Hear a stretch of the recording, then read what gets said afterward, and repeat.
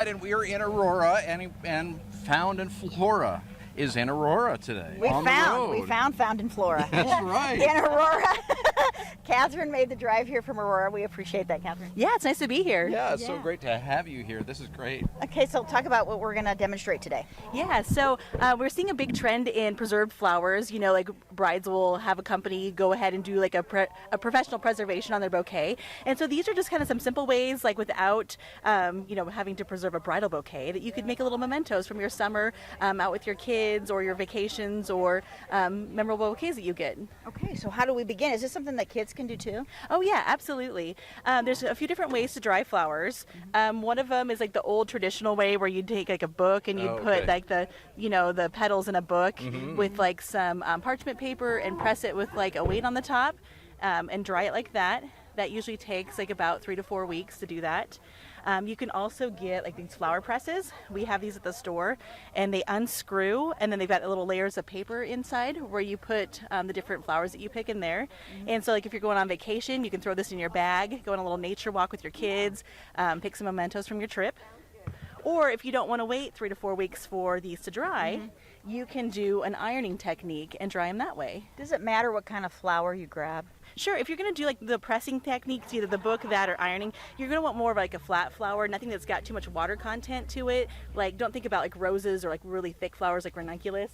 Think about like more dainty flowers and airy flowers that are going to like press well and don't have a lot of moisture content in them. More wildflowers. More wildflowers, like, yeah. Okay, show us how you would do it. Sure. So I just got an iron hot here. And then this is parchment paper, and then I layered in some newspaper. As you press the flowers, you're going to steam a little bit because as the water's leaving, and so a little layer of newspaper is really helpful for that. Oh, wow. I wouldn't have thought of the newspaper. I mean, that seems like that would be dangerous with the iron, but it's not. Huh? No. And I like the parchment paper because you can kind of see where you're headed with your iron. And then just go ahead and you can kind of leave it for like 10 to 20 seconds. It feels a little awkward, like you're going to burn something. You know, like your clothes, you wouldn't leave it sitting that long. But this one, you just kind of move it around and just lift it up. You don't want to use that ironing motion with this because as the leaves dry, they're going to get brittle. And so you have a chance of kind of breaking them up if you move the iron around like that. But yeah, as you can see, it's just going to get flatter and flatter. And this is the low setting? No, I actually have it on cotton. Okay. So put it on cotton. Yep, Okay. so this is the high setting. Okay. So yeah, in about 3 to 5 minutes, you're going to have some dried leaves, and then you can do a craft with them afterwards. All right, and that's what we're going to talk about in the next half hour of the show is what you can then do with these dried flowers. Yeah, correct. Things that if you even save it from like a special bouquet that you receive, like of fresh flowers, or if you go on a nature walk, or however you get your flowers, we'll show you some ways to then preserve them as memories. So let's say you did get some flowers from a special event, you have them in a vase for a while. You can still dry them after that? Yeah, you sure can. You're going to wait. You'll want to do it before it gets completely like all, shriveled up and dried. Well, they're still kind of like at their peak, but not past their peak is when you're going to want to take them out and start the drying process. See, Taryn, you always get to do these segments. I know. You always get to do the these fun segments. stuff. And I got a chance to be in here on one, and I learned a lot in this. So you're going to go home now and dry some flowers? Yeah, I'm going to go dry flowers now. Well, we have all these flowers from Olivia being in the Miss Nebraska pageant. Yeah. And I'm like, what can we do with them? And this is a great idea.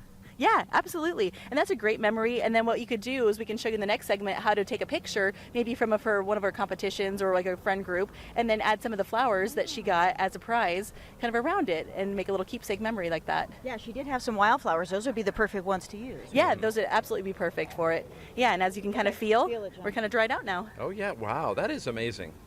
That's the way I would do it, is do the iron, That seems I think. like that'd be very easy and you're less not gonna, time-consuming. You're not going to burn anything. And I'm not going to burn anything, which is also good. Yeah. All right, so Catherine, you're coming back then to show us what to do with this. Yep, absolutely. Yeah. Love it. All right, thank you.